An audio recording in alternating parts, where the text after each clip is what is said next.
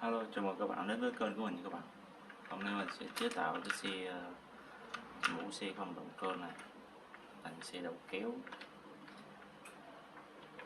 chở được rất là nhiều nha các bạn. Bây giờ mình tiến hành tháo này ra chế tạo.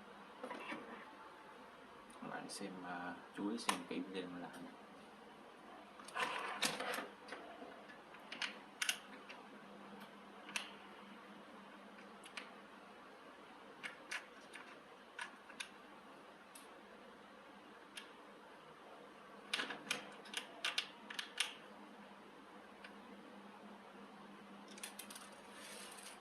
Thì mình tháo vòng ra trước.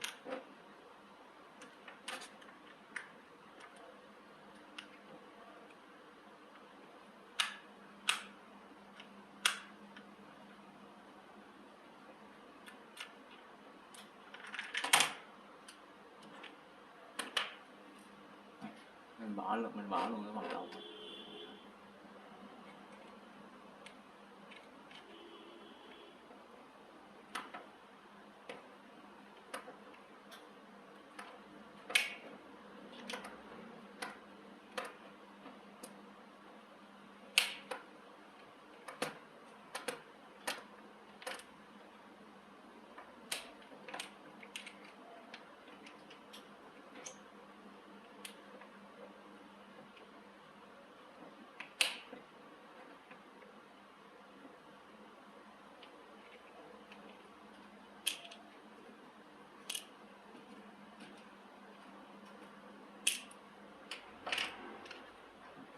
Lấy cái con này mình đứng cái động cơ này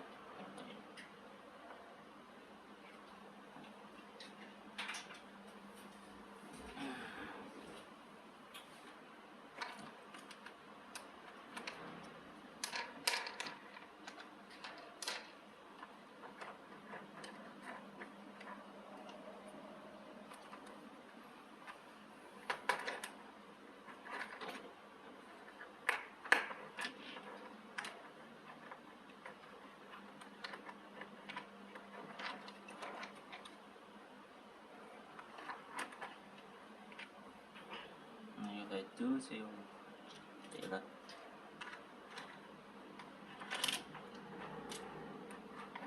Mình sẽ tiến hành mình làm nha các bạn, làm cái động cơ của nó.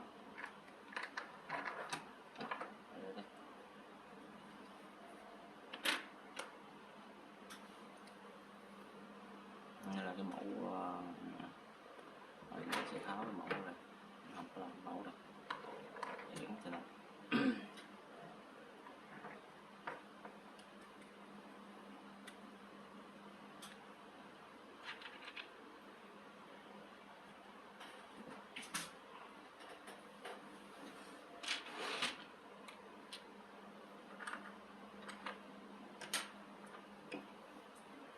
Mình sẽ làm cái bánh nó ngang cái này luôn các bạn.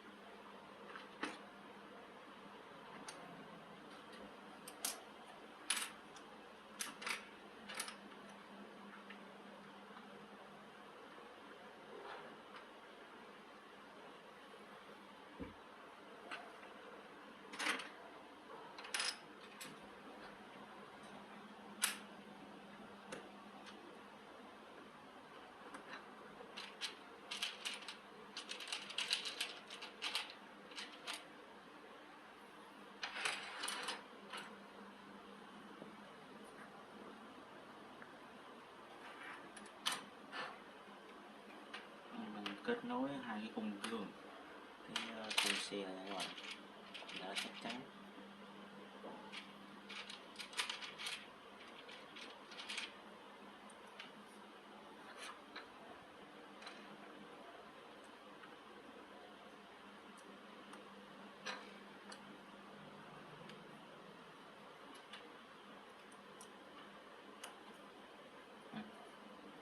Nặng chắc, nó phải chịu được tải trọng cao nha các bạn.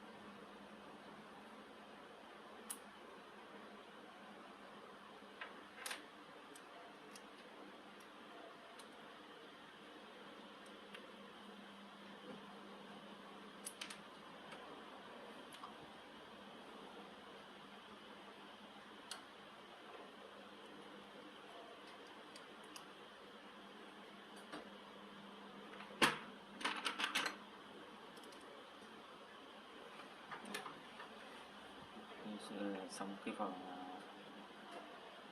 xe mình sẽ làm nối hai đây lại.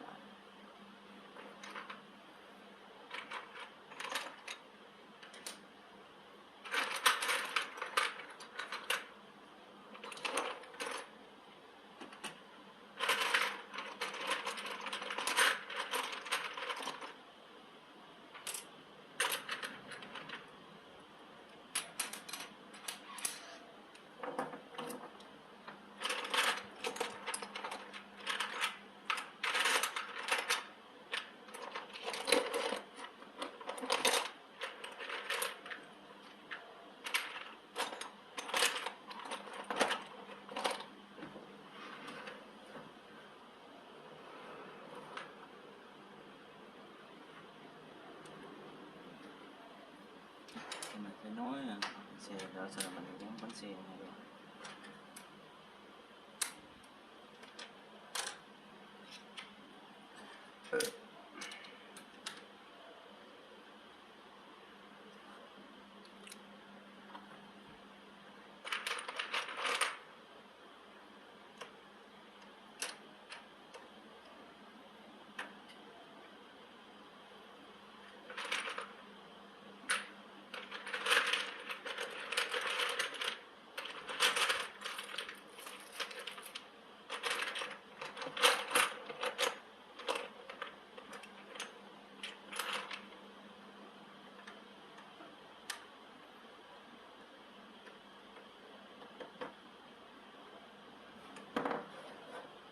Các bạn làm khung chắc chắn cho nó.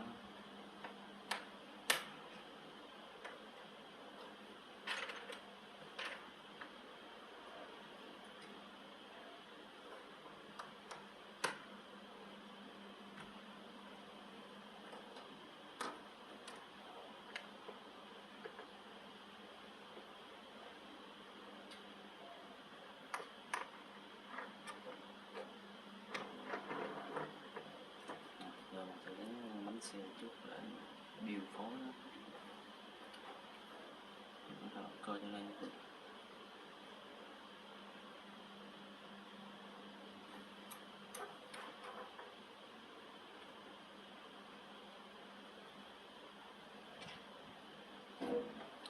Một, hai, ba, bốn.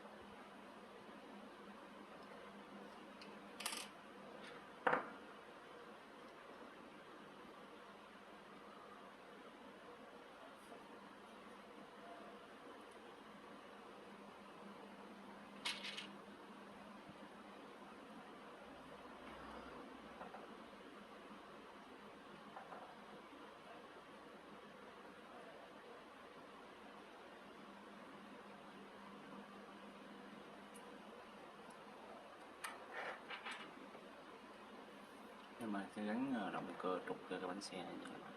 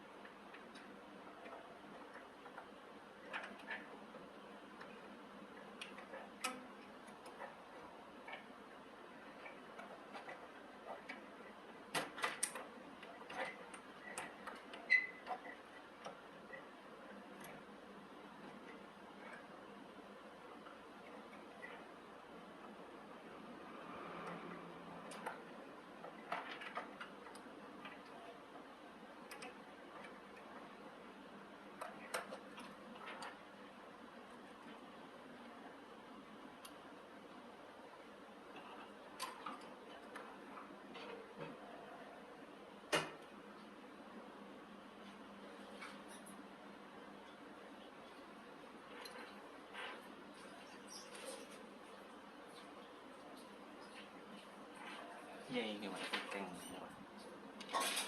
Sao? Từ từ mình sẽ xử lý cái đó xong.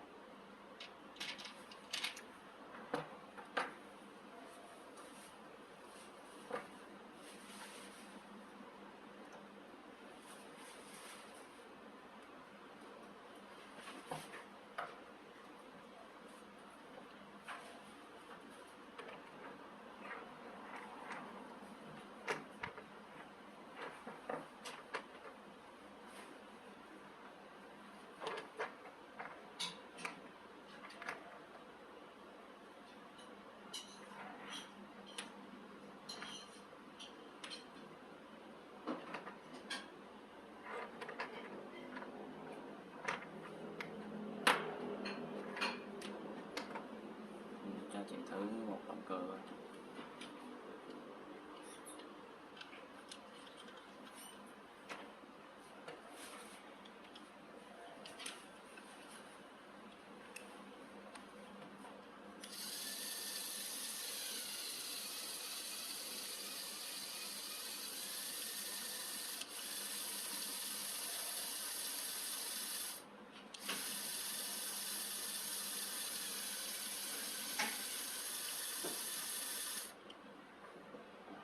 Sẽ lắp động cơ.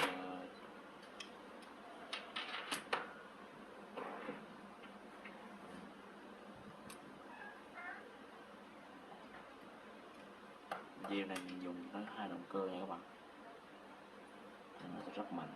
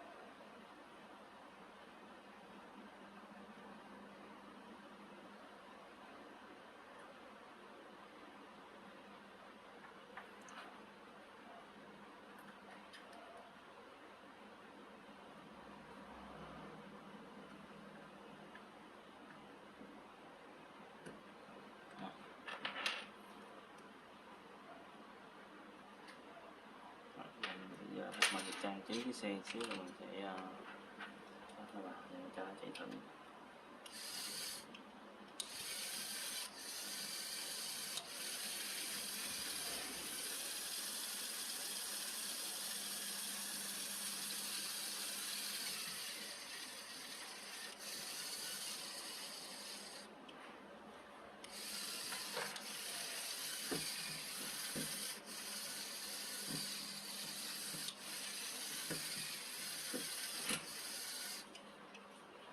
Sao mình phải làm động cơ hai cầu nữa các bạn, thì hai cầu nó sẽ chia cái lực kéo nó rất là mạnh. Động cơ hai cầu nó rất có nhiều cái lợi hơn là động cơ một cầu.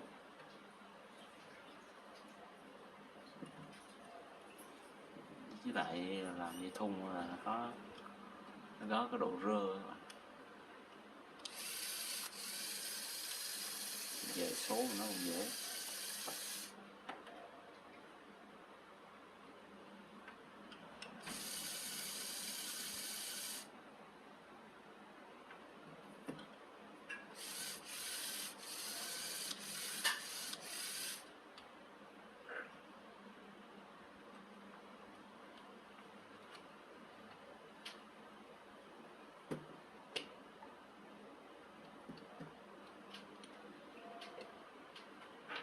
Sẽ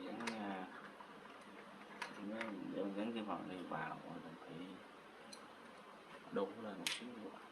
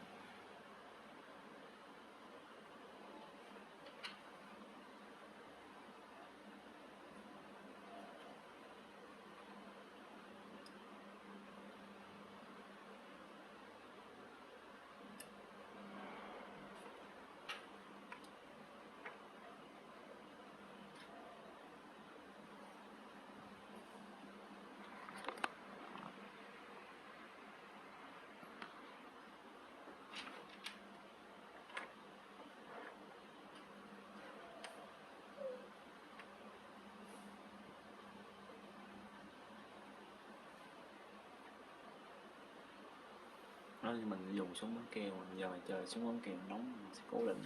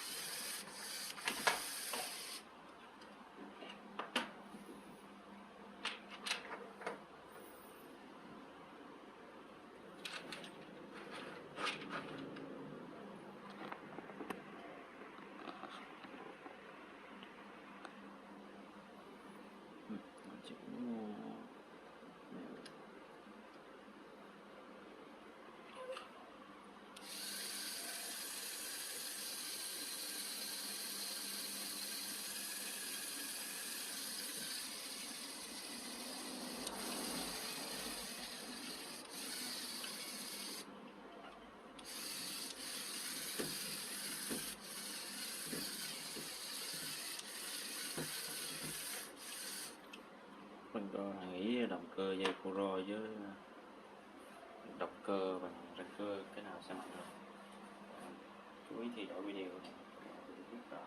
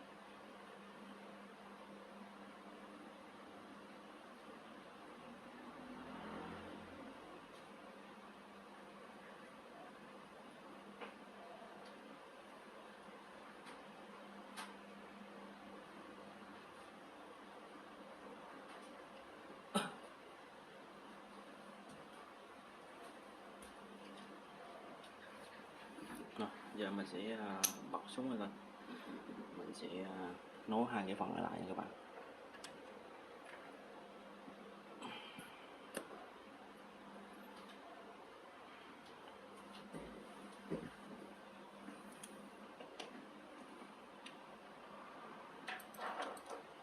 Chờ cho nó nóng lên mình làm được.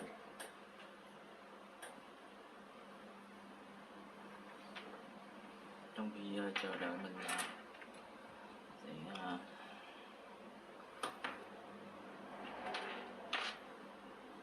nối nối cái pin lại.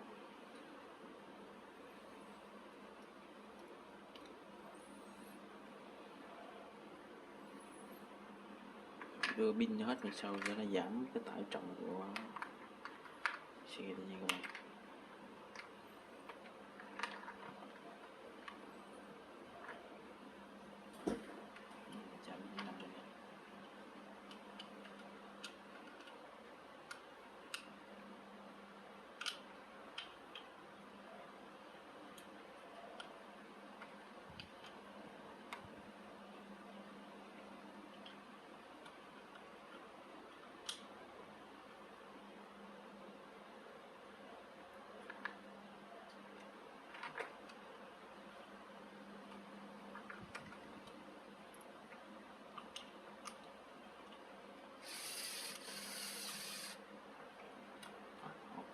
Nhiều tốt.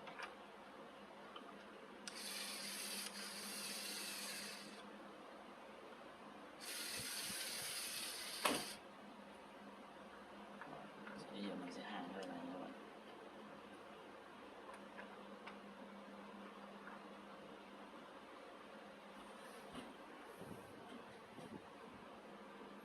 Hàn cố định hai cái đây lại.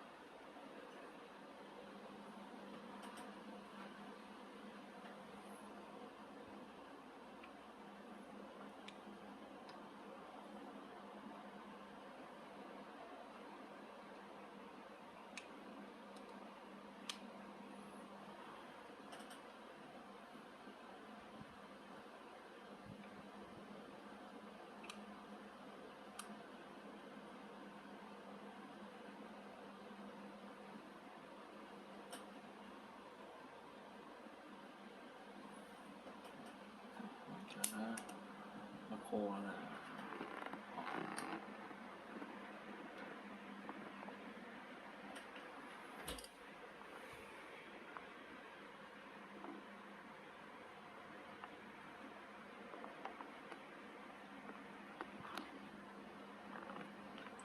các bạn làm cái nối nó phải khớp với nhau.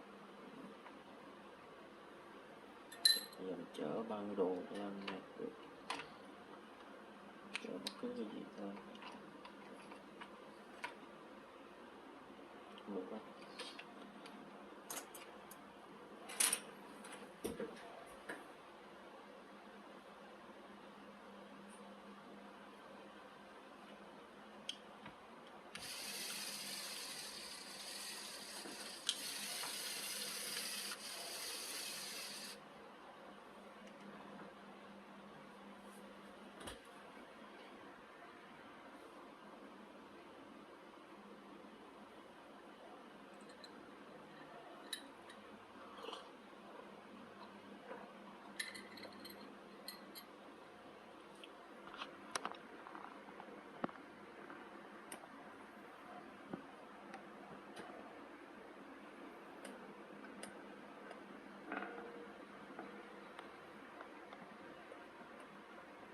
Này, nhưng mà cho chạy thử nha các bạn.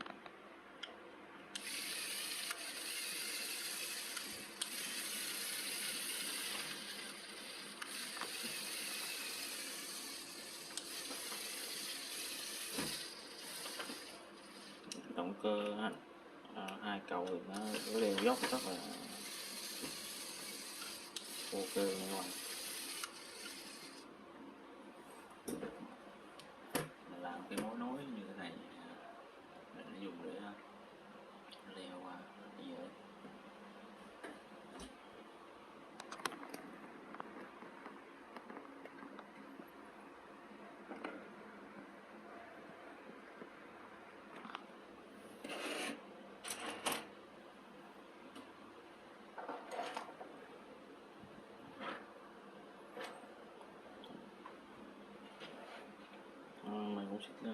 video này cũng đã kết thúc. Cảm ơn các bạn đã theo dõi video. Nếu các bạn thấy video hấp dẫn các bạn cho mình xin một like nha các bạn. Cảm ơn các bạn đã theo dõi video của mình.